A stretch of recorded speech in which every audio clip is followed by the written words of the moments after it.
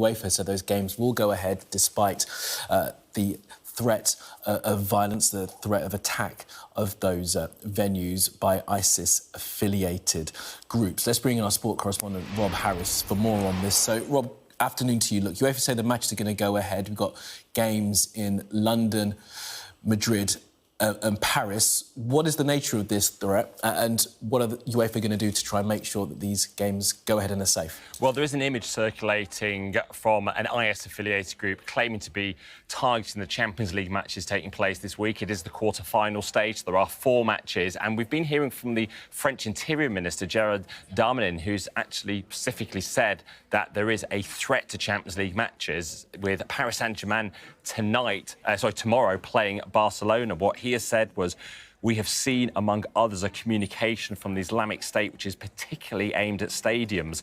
And he's talking about how security will be considerably reinforced in Paris because of that threat ahead of the PSG game against Barcelona. Of course, Paris preparing for the Olympics as well this summer, a huge security operation being planned there.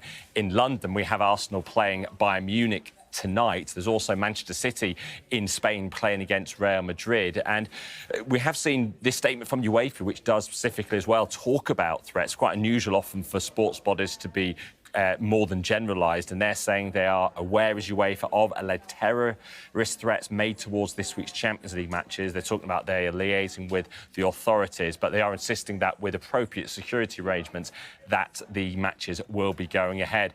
Of course, we have seen sport being a target in the past in Europe and in France. Those attacks on the Stade de France in 2015 in Paris, when France were playing Germany, part of a wave of attacks in Paris that night. So security always a constant concern. But for now, we've got UEFA highlighting the threat, as well as the French Interior Minister.